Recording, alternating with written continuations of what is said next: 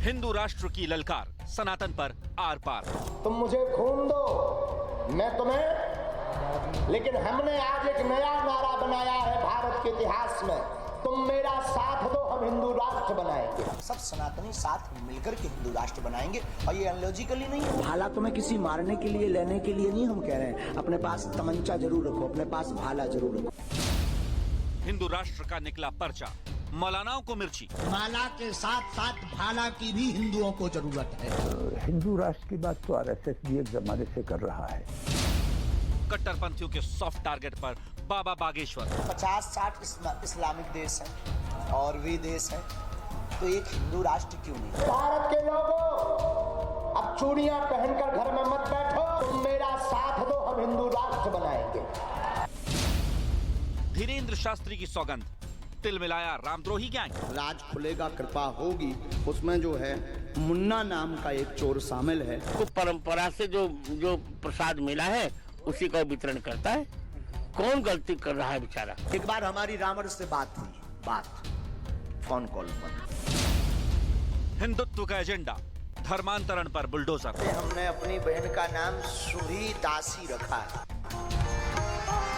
क्योंकि अब ये शुभ है। राम के काज पे और सनातनीय महात्माओं पर, संतों पर और भारतीय सनातनीय हिंदुओं पर पत्थर चलाएगा, हम बुलडोजर उसके घर पर चलाएंगे। मेरा साथ दो, हम हिंदू राष्ट्र देंगे। धर्मांतरण पर संग्राम, अब हिंदू राष्ट्र पर घमासान। राधे राधे कहने से धर्म नहीं बचना है श्रीमान।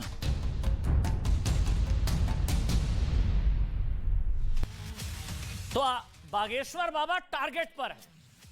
बागेश्वर धाम के धीरेन्द्र शास्त्री पर लगे आरोपों पर नागपुर पुलिस ने क्लीन चिट दे दी। अब हुआ ये, उसके बाद से जैसे क्लीन चिट मिली है, बागेश्वर बाबा के हिंदू राष्ट्र की ललकार अब और ज्यादा तेज हो गई है। धर्मांतरण के विरोध धीरेन्द्र शास्त्री ने अभियान चलाया। इसके बाद उनके पर्चे से आप जानते हैं हिंदू राष्ट्र का नारा निकला। इससे अब जब से क्लीन चिट मिली है, बाबा और तीखे तेवर हो गए। इससे अब एक कदम आगे बढ़कर बाबा बागेश्वर ने कहा है कि रामचरितमानस को राष्ट्रीय ग्रंथ का दर्जा दिया जाए। अब भारत के कई हिंदूवादी नेताओं ने युवा धीरेन्द्र शास्त्री के हाथ सनातन की मशाल थमा दी है। भारत का संत समाज और कई नेता धीरेन्द्र शास्त्री के साथ खड़े। हिंदुत्व एजेंडे पर इतनी लामबंदी को देखकर भारत में एक वर्ग बहुत परेशान हो गया, नींद उड़ गई है। इनमें कट्टरपंथी मौलाना भी शामिल हैं, जिन्हें बागेश्वर बाबा के हिंदू राष्ट्र की मांग से अखंडता पर खतरा नजर आ रहा है। ये ऐसे लोग हैं जो 700 साल के मुगलिया राज को अपना गौरव समझते हैं, लेकिन सनातन के प्रचार से अपने धर्म पर इनको संकट दिखता है। भारत में अब तक यही होता आया है कि धर्मनिरपेक्षता की पूरी जिम्मेदारी हिंदुओं के कंधों पर डाल दी गई। हिंदुओं के लिए हिंदू राष्ट्र की बात करना किसी अपराध की दृष्टि से देखा जाता है। इसलिए धीरेन्द्र शास्त्री ने हिंदू राष्ट्र की सौगंध खाई तो मौलानाओं के टारगेट पर आ गए हैं इस वक्त धीरेन्द्र शास्त्री। सवाल यह है कि क्या ये एक तरीके का नया धर्म युद्ध छिड़ गया है धीरेन्द्र शास्त्री को लेकर? किसी को बुला लें, कोई भी पढ़ा लिखा हो, पढ़ना चाहता हो, तुरंत आ जाए।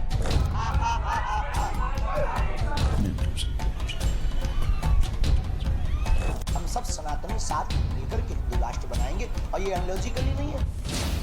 गजवाए हिंद के खिलाफ भगवाए हिंद, बाबा ने पर्चा निकाला और उससे हिंदू राष्ट्र का ट्रेलर निकला। अभी बाबा ने सिर्फ सनातनी राष्ट्र की बात ही की थी और पूरे देश में सनातन विरोधी गैंग की आंखें लाल हो गई। ठेकेदारों को अपना धर्म खतरे में लगने लगा। अगर आप लोग ऐसे ही ताकत देते रहेंगे तो हम सनातन का झंडा लेकर, भारत तो भारत, अब हम क्या कहते हैं, चादर वालों के देश में भी गाड़ कर आए। दिव्य दरबार से शुरू हुआ विवाद अब हिंदू राष्ट्र के महासंग्राम तक पहुंच गया है। जिस दिन बागेश्वर धाम सरकार ने अपने मंच से हिंदू राष्ट्र की ललकार दी है, उसी वक्त देश में सनातन विरोधी गैंग के खेमे में आग लग गई।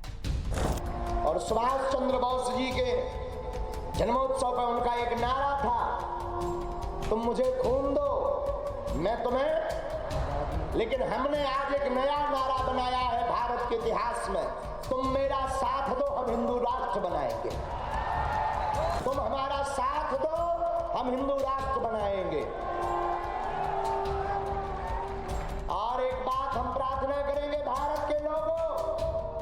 चूड़ियां पहनकर घर में मत बैठो।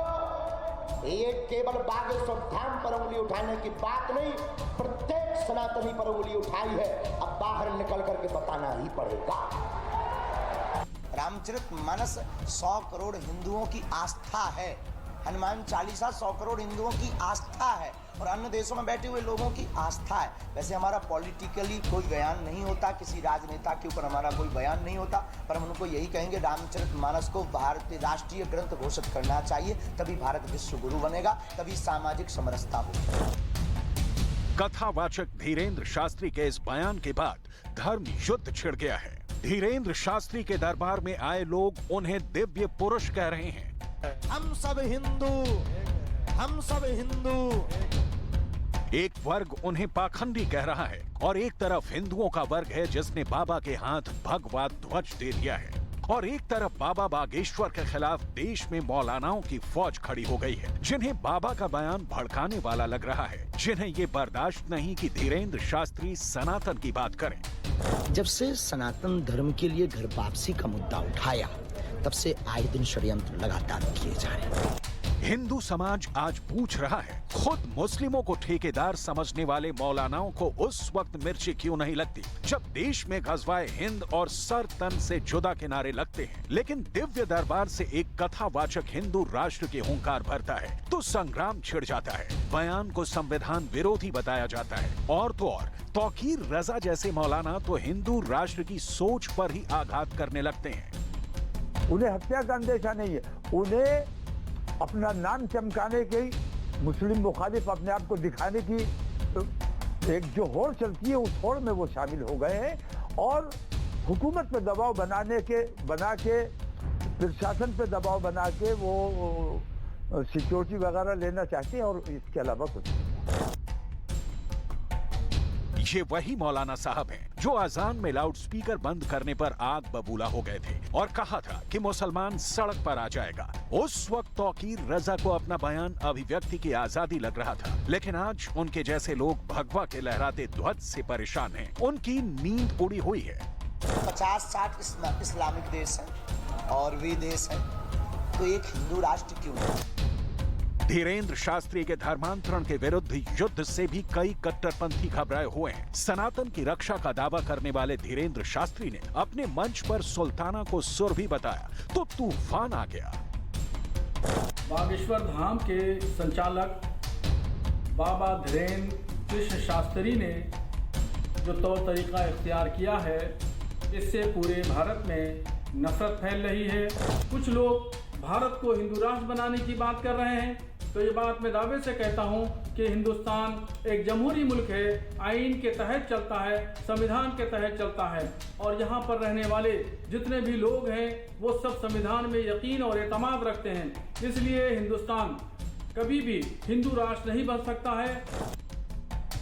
पर्चा दिव्य दरबार से बात काफी आगे निकल चुकी है। प्रयागराज से अयोध्या तक तमाम हिंदू संगठनों का साथ बाबा बागेश्वर को मिलने लगा है और उन्होंने सनातन की मशाल धीरेन्द्र शास्त्री को दे दी है।